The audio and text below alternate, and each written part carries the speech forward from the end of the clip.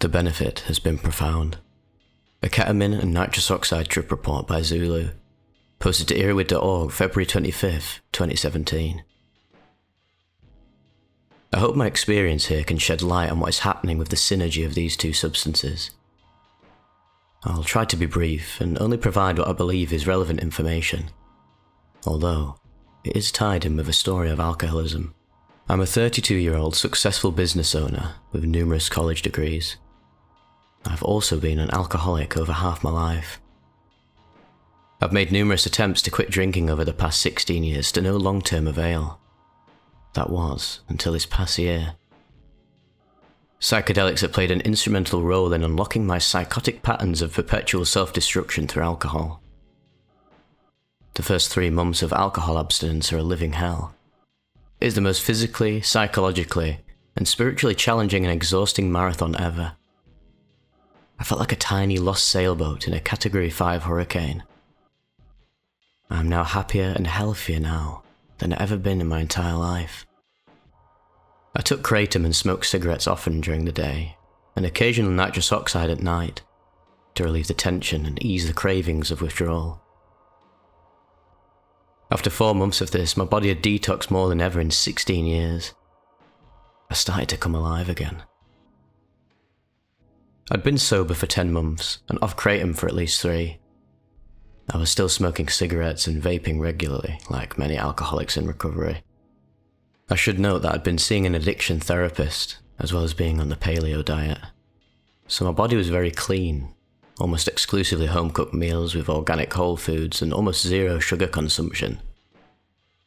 To this day though, I do enjoy having a few hits of nitrous after work from time to time.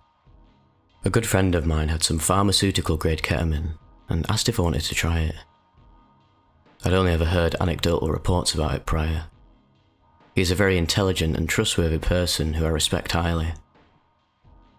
He informed me that ketamine has virtually zero temporary or long-term negative side effects, and is not physiologically addicting. So just as a side note, this is me talking, not the report, but this isn't actually true. There are a lot of long-term negative side effects from abusing ket, and while it's not physiologically addicting in general, lots of people have reported that there are physiological side effects from abusing it. However, in the case of this person just using it the once, obviously there aren't going to be from just a single usage, but it is very possible to become psychologically addicted to ketamine, as yours truly had become for a very long time, and it did have a lot of long-term and short-term negative side effects that obviously can be combated by abstaining from usage, just getting your life back on track in terms of your diet, and just general mental clarity. The worst thing for me for long-term ketamine use has been the adverse effects it's had on my concentration, my attention span, and just general effects to do with my perception of reality that is distorted, put me in a dissociative bubble for a long time. But it must be said that this was due to high levels of abuse over the course of a year. So yeah, just bear that in mind, that it's not actually true that there is zero negative side effects. Even just with one single use, people can experience some form of bladder discomfort. So that's just a very, very short-term side effect that won't last the entire experience and will clear up after a few days. But obviously if you're abusing this for a long time, you are going to seriously damage your bladder. And it's also been purported from people that there could be some form of brain damage if you're using it for a very long time. So yeah, just bear in mind that whilst these substances can induce very positive healing experiences, like in this report, it must be said that their safety profile is not on the level of psychedelics like mushrooms and LSD, and there is much more of a higher potential for addiction. But yeah, we'll get back into it. I'd also heard some psychiatrists as prescribing ketamine for patients with depression, having somewhat successful results.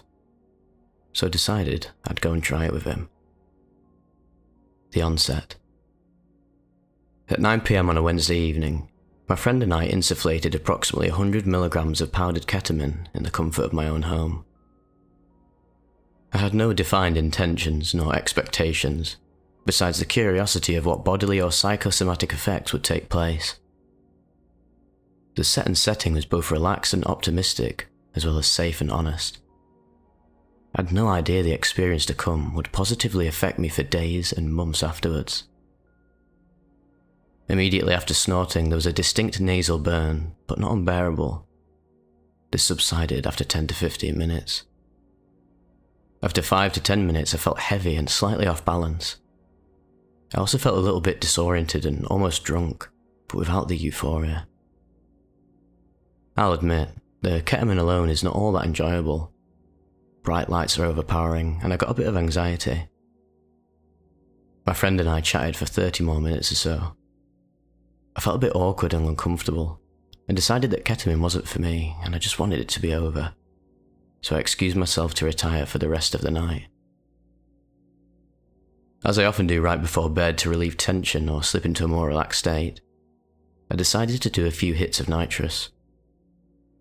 I was alone in bed in almost complete darkness and silence when I took 2 full canister hits of nitrous from my whippet dispenser. What was about to take place was by far the most psychedelic and transcendent experience I've ever had in my entire life. I'll note, as well, that I've used numerous psychedelics at varying dosages over the past 14 years, including mushrooms, LSD, mescaline, MDMA, DMT, salvia, and various others. The experience, or trip. Immediately, I fell to the centre of a beautifully coloured Victorian-era ballroom with ornate details and high ceilings. It was silent inside. Not scary, but definitely foreign. There, however, was a playful sense of humour and light-heartedness about the room. All of a sudden, I began transforming into a 4-sided pyramid made out of colourful ground beef or meat. My chest, back, and left arm unfolded into 3 meat staircases before I knew it, and I looked over to my right arm, transforming from what I normally would recognise as my right arm into an incredible meat staircase. It was beyond just visual. I could feel my body transforming quite intensely, although not painfully. As my right arm was almost completely transformed, I got an intense rush of fear. I was no longer myself. I was now a colourful, meaty pyramid staircase inside of this decadent ballroom, and I had come to terms with it real quick. I remember saying aloud to myself as my new reality took form, "This isn't fair." Then, I came to in my bed with a heart attack of amazement. The undeniable authenticity and palpable realness of what had just happened was clearly as real as shooting hoops with a friend, swimming in the ocean, having dinner, making love, or getting into a car accident. It was very real. Absolutely flabbergasted and laying there in bed, I was fully apprehensive to do any more. But I knew I had just stumbled upon a goldmine, a new and unique opportunity to dive into uncharted psychedelic waters. So, I loaded up 2 more nitrous canisters. I inhaled them both swiftly, and within seconds, a primitive drawing of a single face appeared in front of me. The face was smooth orange and red like a nice sunset. It had an intense presence. I opened my eyes, and I was still in my bedroom, but the face was still in front of me. It then began multiplying rapidly, filling over the walls and ceiling. I looked at my body, and it too began transforming into thousands of replicas of this face. Then, that's all there was. Infinite faces everywhere. I was mortally terrified, pulsating with fear. Again, I began to change forms, and was losing my identity forever, so it seemed. The fear was overwhelming. But then I had to let go, and accept that I was now a massive array of fractal faces travelling at light speed. I thought I had died, and that this was my transcendent welcoming. Immediately though, I transported back into my bed with an even greater appreciation for the visceral nature of what had just happened. I could not believe I or any other human was capable of experiencing such intense hallucinations and reality changes. With my eyes wide open, I laughed aloud in complete shock. It was simply unbelievable, and I was deathly afraid to continue. But I did feel it was somehow pertinent to explore the catacombs of my own mind. After all, I may never do this again, and I did want to commit to this wild journey. I had to remind myself that I'm safe in my bed, and that these Salvador Dali-like realities I'm entering are just temporary and impermanent, no matter how intense they may feel. I then did 10 to 15 more nitrous canisters, all with equally bizarre and perplexing hallucinations, but none quite as intense and symbolic as the two previously described. Another of these hallucinations included a gnome standing on my desk, spinning a meat grinder, which was sucking in all the material possessions in my room, turning them to dust. In another, my body was growing snakes out of it, and dancing with beautiful black snake women. The one where I really had to draw the line was where a fireball ripped out of my cheek, flew through my window, and crashed into my garage, setting it ablaze. That one felt too real. In fact, I feared I may cross the two realities and hurt myself or somebody else if I could shoot fireballs out of my mouth into my garage. So, I decided to stop. Post-experience and effects. That night, I slept like a baby, and I woke up refreshed and ready for work on time as usual. In fact, I had a new glow that I'd never felt before. Typically, I'm very rushed and high-strung all day working with numerous clients, all on time-sensitive schedules. The stress is high, and I'm always rushing. That morning, and for the next week, I felt an overwhelming sense of calm and relaxation, and my tension and anxiety had almost completely diminished. Things I'd normally fret over, like slow drivers in the morning or people wasting my time at work, etc., these had no power to drain my energy as they normally do. In fact, I saw how irrelevant and wasteful those thought patterns were to my energy. I very much enjoyed every moment of the next week at work and home. And amazingly, I had zero cravings for nicotine and have not smoked since. I consumed ketamine by itself 1 month later at 100 milligrams. I did not hallucinate, as no nitrous was mixed. I did, however, though, feel the same emotional and psychological effects of relaxation, anxiety suppression, and a sense of calm throughout my day for the next week. After a week, the intensity of the calmness began to wear off, and the stress of normal life crept back in. I consumed about 30 milligrams of K just a few days ago, a very small amount, which I felt almost zero effects of sedation from. I laid down in bed with the lights off and took 2 canisters of nitrous. Even at such a low dose of ketamine, I was able to visit similar dimensions of obscurity. The hallucinations were incredible again, but not quite as intense or ego-threatening as last time. I had trouble recollecting them as well.